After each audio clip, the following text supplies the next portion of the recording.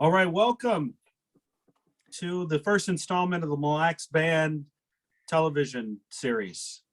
I'm here today with Tad Johnson, professor of American Indian Studies at the University of Minnesota Duluth campus. Also, Tad is a consultant for the Mille Lacs Band of Ojibwe, and we're here today to get some answers to some questions that folks around the Mille Lacs Lake area may be asking about the Mille Lacs Band reservation boundary decision. Senior U.S. District Judge Susan Richard Nelson issued an opinion in the Mille Lacs Band boundary case with Mille Lacs County. Can you shed light on what that opinion kind of encompassed for folks? Yes. Judge Nelson made the determination that the reservation had never gone away. So for the last, since 1855, the band has asserted that the reservation was intact. The federal government agreed with the band, and the state government agreed with the band, but the county government did not. And Judge Nelson stated that the reservation does, in fact, still exist to this day. So, and there is a possibility for the local folks that may be tuning in and viewing this video. There's a possibility that this case would be appealed. Is that correct, Ted? Yes, the county has announced its intention to appeal. But for the most part, Judge Richard Nelson, this was quite a pretty clear-cut decision on her end, or opinion that was crafted and based on some recent decisions regarding reservation boundary cases for other tribes across the U.S., correct? Yes. Two cases came down recently, went to the Supreme Court. The case, there was an entity in the state of Nebraska trying to disestablish the Omaha Reservation. That case was Nebraska versus Parker. Went up to the Supreme Court. Judge Thomas wrote the opinion, and it was 8-0 in favor of the reservation existing. And then more recently, in the McGirt case, which was in Oklahoma, Oklahoma was claiming that all the reservations were essentially kind of ceased to exist in a way, and had some sort of boundaries, but Judge Gorsuch, who was appointed by Donald Trump, wrote the opinion that those reservations still existed and were not disestablished by, essentially the state of Oklahoma was noting that when it became a state in the early 1900s, that all those tribes got incorporated into part of the state and were no longer reservations. Judge Gorsuch set Oklahoma straight on that, and now about half of the reservation is under the Major Crimes Act, which indicates that all those reservations are still Indian country. In other words, they're all still reservation with boundaries. All right. Well, a lot of things are happening. A lot of confusion locally about what is an American Indian reservation. And I think I'd like to switch gears here because, again, our goal is to educate the local citizenry on what is and what's not. What are the facts? So first, real briefly, Tad, can you explain kind of what an American Indian reservation is in brief? And then we'll get into some questions that citizens may be asking around the lake. Sure. Reservations in general were created by either treaties or executive orders. In the case of the Mille Lacs Reservation, it was created by the Treaty of 1855. In the same treaty, the Leech Lake Reservation was created.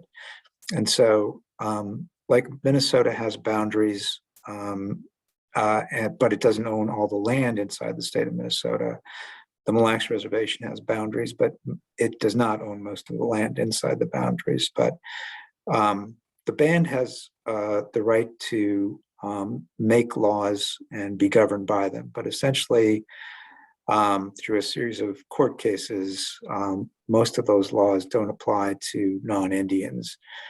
And so within the reservation boundaries, Native American governments cannot tax non-Indians, zone non-Indians, arrest non-Indians.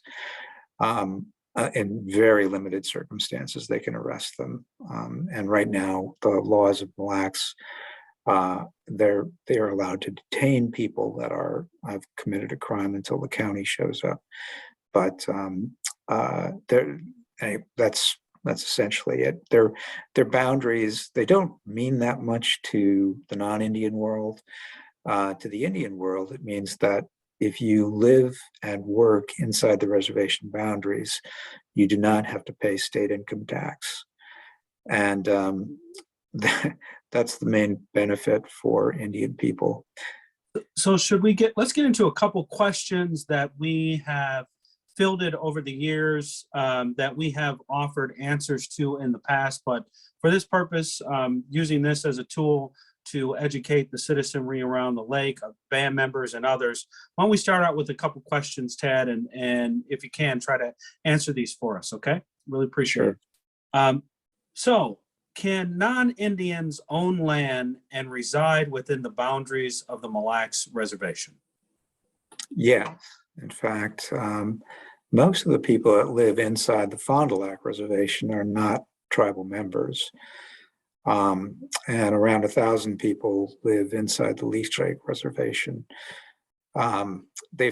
They get additional law enforcement protection. And I was just talking to the former chair of Fond du Lac, who indicated that they're in 2 counties, St. Louis and Carleton, and the city of Cloquet. And what the 3 jurisdictions appreciate about the Fond du Lac Band is they provide additional law enforcement and backup to those 3 law enforcement entities. And it's probably safe to say, you know, this decision that was handed down by Judge Susan Richard Nelson, nothing really has changed. The reservation existed, had not been diminished before her ruling. It was more of an affirmation. And there are thousands of non-Indians currently living within the Mille Lacs Indian Reservation boundary, correct? I don't know the exact number of folks who live inside the boundary, but those who do, their lives will not change a bit. And I don't know why there's so much terror, because there are 579 other federally recognized Indian tribes in the United States, and they all have non-Indians living inside of them. And most have fractionalized land holdings, right? Only own a certain percentage of their overall original reservation boundaries. I mean, that's kind of the reality in Indian country, right? Yeah, I mean, there's a whole long history there, but 2/3 of the reservation lands fell into non-Indian hands in between 1887 and 1934. And so, and a series of Supreme Court cases kind of took most jurisdiction over non-Indians away from Indian tribes. So for the most part, we have regulatory jurisdiction over the reservation.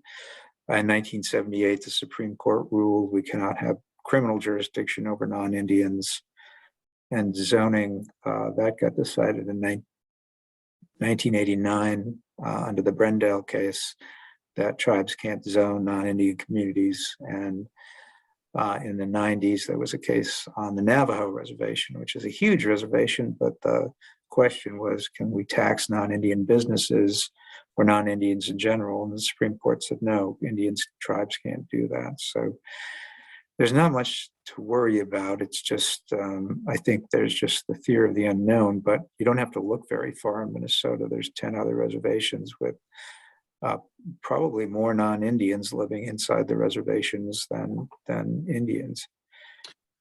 So let's, just for the sake of this exercise, let's go through some more of these questions, Tad. I know you're a busy man, and we'll let you get back to it, but I'm gonna ask a couple more questions, and hopefully you can provide answers for us. So can the Mille Lacs Band tax non-Indian land or non-Indians who live or work within or visit the Mille Lacs Reservation? No. Simple answer. Straightforward. I have a feeling no is going to be the answer to most of these questions. Can the Mille Lacs Band prosecute non-Indians in band court? For the most part, no, but if the band changed its law, the federal law allows, if a non-Indian man is beating an Indian woman, that's a possibility in the future. So Under the Violence Against Women's Act, and that's a limited exception that was created. that's the only exception to criminal prosecution. Gotcha. Okay. Um, All right. Let's keep going through. I've got a few more questions here. Can the band zone or regulate the use of non-Indian lands within the reservation?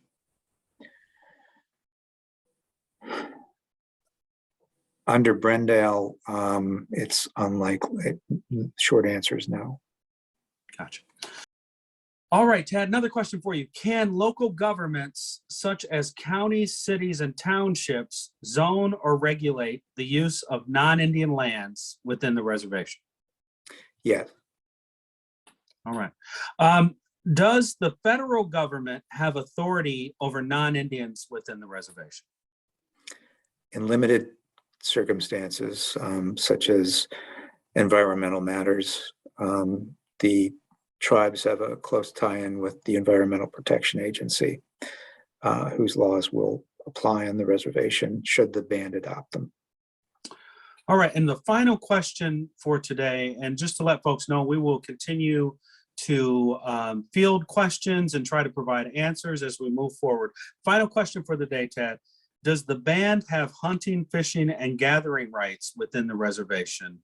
And will this affect access to or regulation of fisheries in Mille Lacs? Yes, Indian tribes have jurisdiction inside the reservation boundaries to hunt, fish, and gather. And in the case of Mille Lacs, they will improve the fisheries. Gotcha. So yeah, the 1837 treaty case still governed by court directive on how that co-management works on Mille Lacs. Tad, thank you so much for joining us today. And again, folks, tune in. We will have more information to come in the next weeks and months. So, miigwech.